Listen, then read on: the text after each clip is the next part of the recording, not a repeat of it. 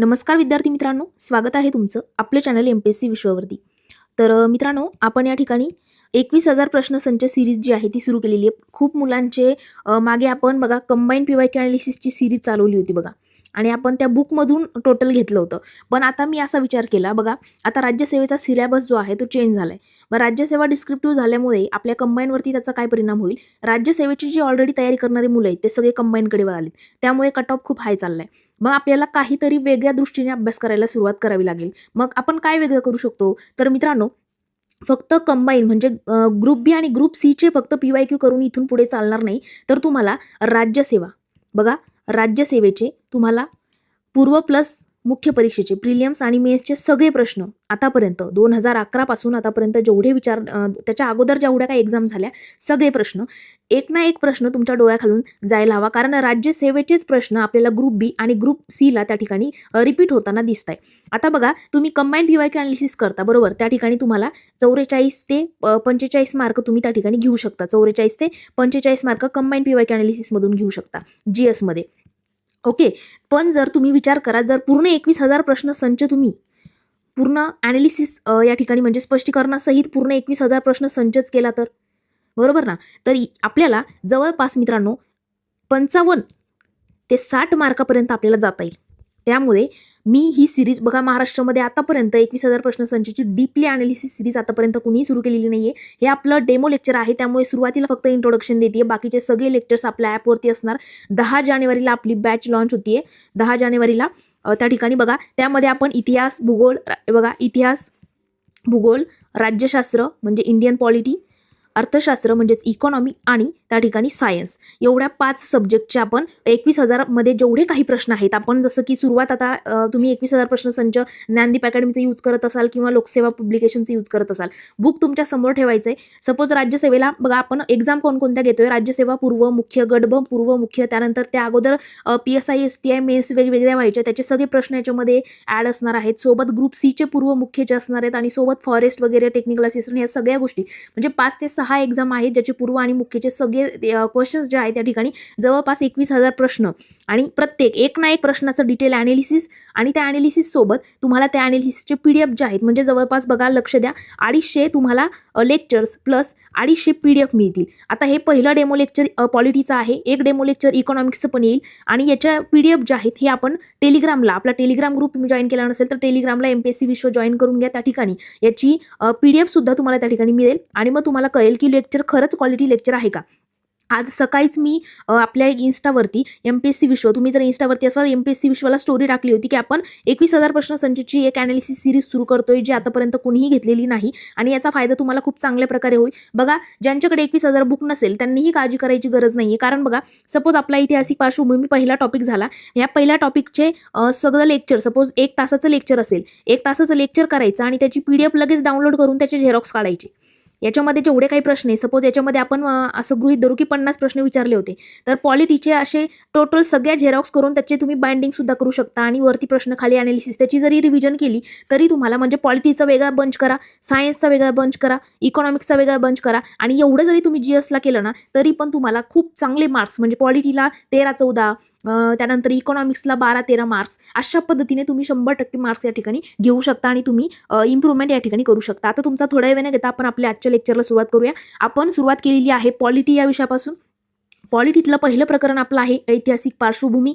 ज्यांना कुणाला batch join करायची असेल, आता मला लगेच नंतर कमेंट्समध्ये सांगताल. बघा, आता इथे नंबर दिलेला आहे 9075218618, या नंबरवरती मेसेज करायचा आहे. फक्त मेसेज असाच करायचा आहे की 21,000 प्लस सिरीज, एवढाच मेसेज करायचा, आणि तुमचं पूर्ण नाव खाली द्यायचं आहे. तुम्हाला त्या ठिकाणी तुमचा नंबर वगैरे, नंबर देण्याचं कारण, आता आपल्याला ॲप आहे, ॲप आपण कमेंट सेक्शनमध्ये, डिस्क्रिप्शन बॉक्समध्ये किंवा अबाउट सेक्शनमध्ये लिंक देऊ शकतो, तिथे तुम्ही डायरेक्टली जाऊन बाय करू शकता कोर्स. पण कोर्स आपला 10 तारखेला लॉन्च होते, कारण आपला ॲप 9 तारखेला ॲप येईल, त्यानंतर अपलोडिंग वगैरे सगळ्या गोष्टी होईल, आणि नंतर 10 तारखेपासून तुम्हाला ती बॅच दिसेल. तर डायरेक्टली ॲपवरती जाऊन पण तुम्ही घेऊ शकता. पण नंबर देण्याचं कारण जर तुम्हाला ॲपमध्ये कोणत्याही प्रकारचा अडथळा आला किंवा वाटलं की इथे काहीतरी चेंजेस हवे किंवा आमच्याकडनं ॲप म्हणजे काही पण प्रॉब्लेम असू द्या तुम्हाला, PDF चा असेल किंवा एखादा प्रश्न समजला नसेल किंवा एखादा प्रश्न तुम्हाला वाटलं की मी चुकीचं सांगितले, या पद्धतीने तुम्हाला जर डाऊट असेल तर या नंबरवरती सुद्धा तुम्ही मेसेज करू शकता. आपण कुणालाही या ठिकाणी फसवण्याचं काम या ठिकाणी करत नाही, आपण क्वालिटी देण्याचं काम करतोय.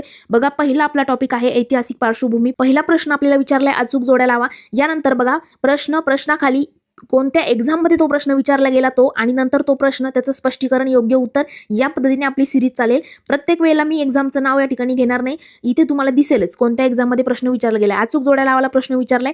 तर मित्रांनो, थॉमस हॉब्स जे आहेत ते ब्रिटिश तत्वज्ञ आहेत. त्यानंतर फ्रेडरिक हायेक जे आहेत ते अँग्लो ऑस्ट्रियन तत्वज्ञ. रॉबर्ट जे आहेत तर रॉबर्टचं उत्तर आहे बघा अमेरिकन तत्वज्ञ. आणि रुसो फ्रेंच राज्यक्रांतीचा जनक. आता फक्त रुसोचं जरी माहीत असलं असतं तुम्हाला आहे तरी तेवढ्या याच्यावरून तुमचा हा ऑप्शन म्हणजे हा प्रश्न सुटतो. आता त्याचं आपण स्पष्टीकरण बघू. बघा, थॉमस हॉब्स जे आहेत हे एक प्रसिद्ध ब्रिटिश तत्वज्ञ होते. त्यांनी लेविअथन हा ग्रंथ जो आहे हा ग्रंथ लिहिला असून सामाजिक कराराचा सिद्धांत सुद्धा मांडला. सामाजिक कराराचा सिद्धांत मांडण्याचं काम केले. फ्रेडरिक हायेक जे आहेत हे अँग्लो ऑस्ट्रियन तत्वज्ञ आहेत आणि अर्थशास्त्रज्ञ सुद्धा ते होते. त्यांना नोबेल पारितोषिक मिळालेलं असून ते मुक्त बाजारपेठेचे पुरस्कर्ते होते. आता इथे आपण 360 अँगलने प्रश्न पुरवून कसा प्रश्न विचारला जातो बघा. आपल्याला प्रत्येक टॉपर काय सांगतो की तुम्ही PYQ करा. प्रत्येक टॉपर काय सांगतो PYQ करा, पण कशा पद्धतीने PYQ करायचं हे आपल्याला कोणी सांगत नाही. बघा, आपण प्रश्न वाचल्यानंतर 4 ऑप्शन असतात. 4 ऑप्शन मधलं सपोज आपलं उत्तर जे आहे पर्याय क्रमांक 2 आहे, हे आपण लगेच वाचलं झालं, याचं उत्तर हे आहे आणि त्याचं स्पष्टीकरण एवढंच आपण बघतो. पण बाकीचे 3 पर्याय जे आहेत ते का नाहीयेत आणि त्याबद्दलची जी माहिती आहे ती 360 अँगलने सगळी माहिती जमा करून इथे एकत्र करणं याला म्हणतात. तर म्हणजे खरं PYQ अनालिसिस जर करायचं असेल या पद्धतीने करायचं असतं आणि आपण त्याच पद्धतीने ही सिरीज कंटिन्यू करणार आहोत. आता बघा, त्यानंतर आपण बघितलं, आता इथे लक्षात घ्या, आपल्याला आतापर्यंत विचारलं की ते अमेरिकन तत्वज्ञ आहे. नंतर एकीकडे हे बघा अँग्लो त्या ठिकाणी ऑस्ट्रियन तत्वज्ञ.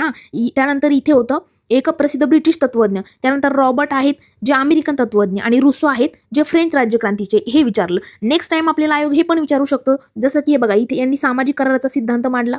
त्यानंतर हे मुक्त बाजारपेठेचे पुरस्कर्ते होते. रॉबर्ट जे आहेत यांनी हे पुस्तक लिहिले बघा. त्यानंतर पुढे रुसो जे आहेत माणूस जन्मतः स्वतंत्र असतो पण सर्वत्र तो साखदंडामध्ये जकडलेला असतो, हे त्यांचं प्रसिद्ध वाक्य होतं. जीन जॅक रुसो हे फ्रेंच राज्यक्रांतीचे जनक मानले जातात. पुढच्या वेळेला हे इकडचे तिकडचे प्रश्न घेऊन पुन्हा जोड्या लावायला विचारला जाऊ शकतो. दुसरा प्रश्न आपला आहे की मॉन्टेग्यू चेम्सफर्ड या नावाने ओळखला जाणारा भारतीय घटनात्मक सुधारणा विषयक अहवाल जो आहे मध्ये प्रसिद्ध करण्यात आला. खूप सोपा प्रश्न आहे. आपल्याला आयोगाने तारखावरती प्रश्न विचारलाय. जर टॉपिक वाईज सिरीज बॅच केली असेल, आता टॉपिक वाईज सिरीज बॅच जी आहे त्याची फीस कमी केली, 499 ती बॅच आहे. जर तुम्ही करायची असेल तुम्हाला ॲपवरती तुम्हाला ती सुद्धा त्या ठिकाणी अवेलेबल होईल. बघा, मॉन्टेग्यू चेम्सफर्ड हा कायदा जो आहे तो याचा अहवाल जो आहे तो कधी प्रसिद्ध करण्यात आला असा प्रश्न विचारला आणि याचं उत्तर आहे जुलै 1918. आता बघा, तिसरा पर्याय का बरोबर आहे, कारण मॉन्टेग्यू चेम्सफोर्ड अहवाल जो आहे तो जुलै 1918 मध्ये प्रसिद्ध झाला होता. याच अहवालाच्या आधारावरती पुढे भारत सरकार कायदा 1919 तयार करण्यात आला. मॉन्टेग्यू चेम्सफोर्ड कायद्याचा जो अहवाल होता जुलै 1918 ला प्रसिद्ध करण्यात आला. त्या अहवालाच्या आधारे पुढे कोणता कायदा तयार झाला, तर भारत सरकार कायदा 1919. इतर माहिती, ॲडविन मॉन्टेग्यू हे तत्कालीन भारत मंत्री होते. बघा, Montagu Chelmsford, okay, Montagu Chelmsford 2 नाव आहेत. जे मॉन्टेग्यू आहेत ते होते भारत मंत्री, तर चेम्सफोर्ड जे आहेत हे होते व्हॉइसरॉय. 20 ऑगस्ट 1917 रोजी मॉन्टेग्यू यांनी ब्रिटिश संसदेमध्ये भारताला जबाबदार शासन पद्धती देण्याची घोषणा केली. कधी केली? 20 ऑगस्ट 1917 रोजी. कुणी? मॉन्टेग्यू यांनी ब्रिटिश संसदेमध्ये भारताला जबाबदार शासन पद्धती देण्याची घोषणा केली होती.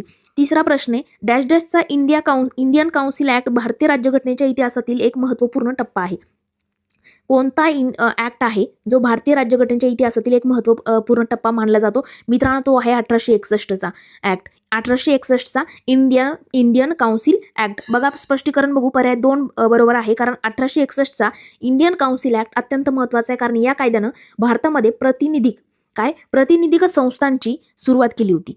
पर्याय 1, 3 आणि 4 का चुकीचे हे पण आपल्याला बघणं त्या ठिकाणी गरजेचे. पहिला पर्याय आहे 1891. त्यानंतर आहे 1871 आणि 1881. बघा 1891, 71 आणि 81 मध्ये असा कोणताही प्रमुख काउन्सिल कायदा आला नव्हता ज्याने घटनात्मक मोठे बदल केले. 1861 नंतर बघा 1861 नंतर आपला हा ऑप्शन बरोबर आहे. 1861 नंतर थेट 1892 मध्ये महत्वाचा कायदा झाला. आता इथे तुम्हाला काय म्हणजे फक्त प्रश्न वाचला आणि आपल्याला त्याचं उत्तर आलं हे महत्वाचं नाहीये. आता आपल्याला हे कळलं पाहिजे की नेक्स्ट टाइम प्रश्न कसा येऊ शकतो. मित्रांनो, कायदे जे आहेत ना आपले 1773च्या रेग्युलेटिंग ऍक्ट पासून पुढचे 1935च्या कायद्यापर्यंत सगळे तुमचे पाठ पाहिजे. त्याचे साल सुद्धा पाठ पाहिजे. 1973चा रेग्युलेटिंग ऍक्ट आला, मग त्यानंतरचे कोणते आहेत, चार्टर ऍक्ट कोणकोणते आहेत, हे सगळे तुम्हाला पाठ पाहिजे. बघा त्याच्यावरून तुमचा प्रश्न सुटतो. आता याचा 1861 आहे, त्याच्यानंतर डायरेक्ट 1891, 71, 81 असं काही नाहीच आहे. ओके. त्यानंतर एखादा कायदा जो आला तो आला 1892 मध्ये डायरेक्टली. ओके. विशेष म्हणजे